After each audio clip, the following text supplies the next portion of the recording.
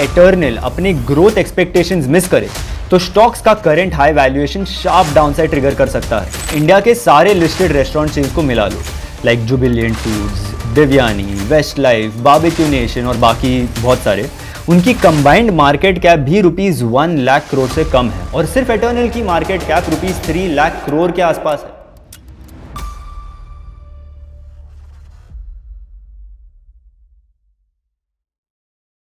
आज जो कंपनी की बात करेंगे वो 4 साल पहले ही लिस्ट हुई है और ऑलरेडी एनएसई की टॉप 50 लिस्टेड कंपनीज में भी शामिल हो गई है।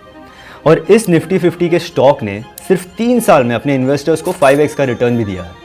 जी हाँ, मैं बात कर रहा हूं एटर्नल लिमिटेड की, जो जोमैटो, ब्लिंकिट और डिस्ट्रिक्ट जैसे ब्रांड्स को ओन करता है। आज जब निफ्टी 50 पिछले 1 साल में ऑलमोस्ट फ्लैट रहा है, वही एटर्नल ने अपने इन्वेस्टर्स को लगभग 21% तक का रिटर्न दिया है। सो जाहिर सी बात है कि ये सवाल उठता है कि ये टर्न अराउंड हुआ कैसे। हाय एवरीवन, मैं हूं निशांत और ये है कंपनी ब्रेकडाउन, जहां हम स्टॉक्स के सिर्फ प्राइजेस और हेडलाइंस नहीं देखेंगे, बल्कि उसके पीछे की असली बिजनेस स्टोरी और उसकी कहानी जो है वो समझेंगे। और इस एपिसोड में हम डिकोड करेंगे इंडियन स्टार्टअप की पोस्टर चाइल्ड स्टोरी, यानी एटर्नल लिमिटेड की कहानी। एटर्नल का जो बिजनेस है वो ओवर टाइम चेंज हुआ है। तो सबसे पहले ये समझना बहुत जरूरी है कि ये इवेंट का टाइमलाइन क्या है before we deep dive into the operating model.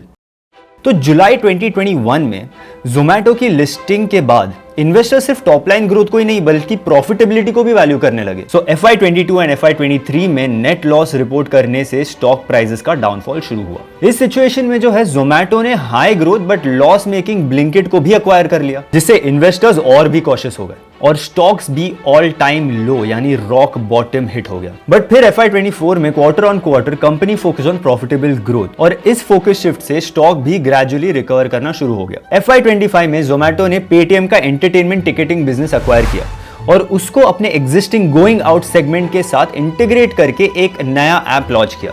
That app is called district. और फिर FY25 के एंड में फूड डिलीवरी जायंट जोमैटो ने अपना ऑफिशियल नाम बदलकर इटर्नल लिमिटेड कर लिया है।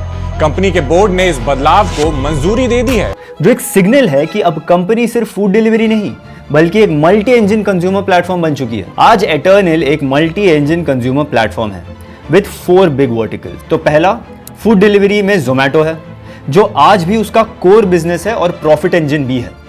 क्विक कॉमर्स में ब्लिंकिट है, जो फास्ट ग्रोइंग सेगमेंट है। अभी गोइंग आउट वर्टिकल में डिस्ट्रिक्ट है, जो डाइनिंग और एंटरटेनमेंट पे फोकस करता है। और उनका 4th वर्टिकल है B2B सप्लाईज और उसमें आता है हाइपर प्योर, जो रेस्टोरेंट्स को directly farm to kitchen supply करता है। तो चलिए अब इन 4 वर्टिकल्स को थोड़ा डिटेल में समझते हैं। फूड डिलीवरी एटर्नल का कोर बिजनेस है और सबसे इंपॉर्टेंट भी क्योंकि ये कैश इंजन है। तो FY25 में फूड डिलीवरी का NOV ₹33,000 करोड़ था, जिससे 9,500 करोड़ का रेवेन्यू जनरेट हुआ। मतलब कंपनी का जो टोटल 20,000 करोड़ का रेवेन्यू है उसका ऑलमोस्ट आधा यहीं से आता है। ये कंपनी NOV यानी नेट ऑर्डर वैल्यू नाम का एक मेट्रिक मेजर करती है। दिस एसेंशियली मीन्स कि कंपनी के प्लेटफॉर्म पे डिस्काउंट्स लेस करके टोटल कितना वैल्यू का ऑर्डर ट्रांजैक्ट होता है वो मेजर करती है। एटर्नल का रेवेन्यू NOV का एक हिस्सा ही है जो कमीशन और मोनेटाइजेशन के जरिए जनरेट होता है।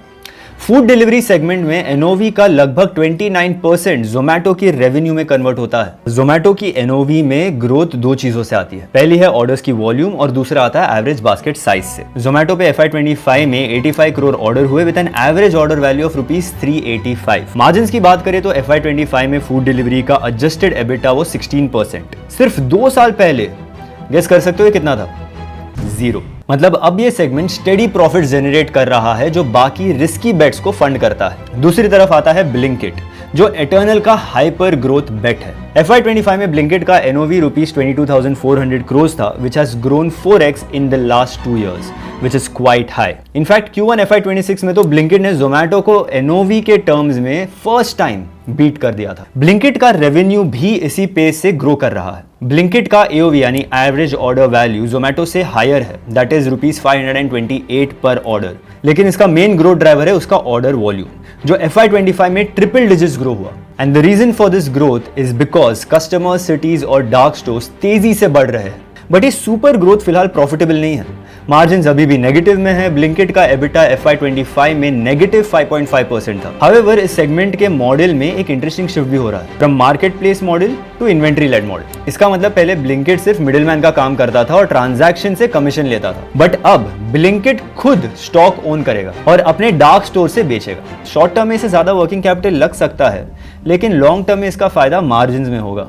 तो रेवेन्यू की ग्रोथ के टर्म्स में Blinkit is clearly Eternals hyper growth engine और अब मार्जिन्स इंप्रूव करने पे फोकस्ड है। तीसरे सेगमेंट में आता है डिस्ट्रिक्ट, जो एटर्नल का गोइंग आउट वर्टिकल है। पेटीएम का एंटरटेनमेंट टिकटिंग बिजनेस एक्वायर करने के बाद डिस्ट्रिक्ट अब डाइनिंग आउट, कॉन्सर्ट्स, स्पोर्ट्स और मूवीज की टिकट्स फैसिलिटेट करता है। इसका मतलब ये है कि आप रेस्टोरेंट के टेबल्स रिजर्व कर सकते हो, IPL के टिकट्स बुक कर सकते हो, मूवी के टिकट्स बुक कर सकते हो और कॉन्सर्ट के टिकट्स भी बुक कर सकते हो directly from district app. FY25 में इसका NOV रुपीज 6,600 crores था, with 156% year-on-year growth, which was mostly due to Paytm's ticketing business acquisition. इसमें NOV to revenue conversion 11% है। इंटरेस्टिंग बात यह है कि डिस्ट्रिक्ट में एवरेज बास्केट साइज है 2,000 रुपीज की, which is way more than Zomato and Blinkit. लेकिन इसमें ट्रांजैक्शन वॉल्यूम अभी छोटा है। FY25 में इसमें सिर्फ 3.5 करोड़ बुकिंग्स थे, as compare to 42 crore order in Blinkit and 84 crore in Zomato. मतलब डिस्ट्रिक्ट अभी स्केल पे छोटा है, लेकिन इस हाई वैल्यू लो वॉल्यूम से ये भी पता चलता है कि ये प्रीमियम कस्टमर्स को टारगेट करता है, जो डाइनिंग, मूवीज, IPL, कॉन्सर्ट जैसे इवेंट्स पर स्पेंड करते हैं। और कंपनी का 5 ईयर प्लान भी ये है कि डिस्ट्रिक्ट को रुपीज 26,000 करोड़ NOV और प्रॉफिटेबल बिजनेस बनाया जाए।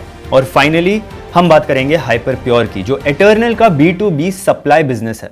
Not many people would know about this because this is the only B2B business segment of eternal. इस हाइपर प्योर सेगमेंट में एटर्नल 1 लाख से ज्यादा रेस्टोरेंट्स को वेजिटेबल से लेकर सॉसेज और प्रोसेस्ड आइटम्स भी सप्लाई करता है।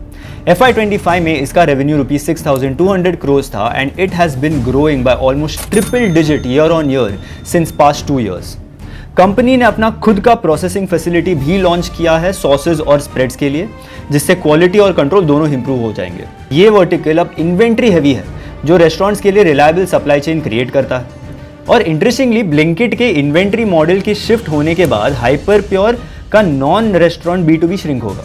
मतलब इसका फोकस अब सिर्फ रेस्टोरेंट एनेबलमेंट होगा। हाइपर प्योर एक तरह का मोड बनाता है, क्योंकि अगर एक रेस्टोरेंट जोमैटो से फूड डिलीवरी और हाइपर प्योर से सप्लाईज दोनों यूज कर रहा है, तो उसका स्विच करना और मुश्किल हो जाता है। सो अब एटर्नल के पास 4 वर्टिकल्स है जिसमें सिनर्जी स्ट्रांग है, but does that justifies valuation? देखते हैं। सरफेस पे देखा जाए तो एटर्नल रेस्टोरेंट इंडस्ट्रीज के वैल्यू चेन का ही पार्ट है, लेकिन इंडिया के सारे लिस्टेड रेस्टोरेंट चेन्स को मिला लो, like Jubilant Foods, Devyani, Westlife, Barbeque Nation और बाकी बहुत सारे, उनकी कंबाइंड मार्केट कैप भी रुपीज 1 लाख करोड़ से कम है और सिर्फ एटर्नल की market cap rupees 3 lakh crore के आसपास है। ऑल्सो ये कंज्यूमर टेक्नोलॉजी प्लेटफॉर्म है जिसमें स्केल और डाइवर्सिफिकेशन दोनों का पोटेंशियल है। इसको दूसरे इंडियन कंज्यूमर टेक से कंपेयर करें तो पेटीएम और पॉलिसी बाजार दोनों की वैल्यूएशन रुपीज 80,000 करोड़ के आसपास है। इन्फोएज जो Naukri.com चलाता है उसका 90,000 करोड़ है और स्विगी जो एटर्नल का क्लोजेस्ट कॉम्पिटिटर है उसका रुपीज 1 लाख करोड़ का वैल्यूएशन है। So again with rupees 3 lakh crore market cap, eternal is clearly crown jewel of Indian new age listed companies. और अगर हम ग्लोबल लेवल पर देखें तो और भी इंटरेस्टिंग स्टोरी है। US बेस्ड डोरडैश की market cap rupees 9 lakh crore है। यूरोप का डिलीवरी हीरो रुपीज 85,000 करोड़ और Eternal is second in this segment globally at rupees 3 lakh crore. This is despite the fact कि इंडिया का पर कैपिटा इनकम US या Europe के market से lower है, फिर भी एटर्नल को ग्लोबल स्केल पे वैल्यू मिल रही है। लेकिन ये वैल्यूएशन सिर्फ करंट परफॉर्मेंस पे नहीं है।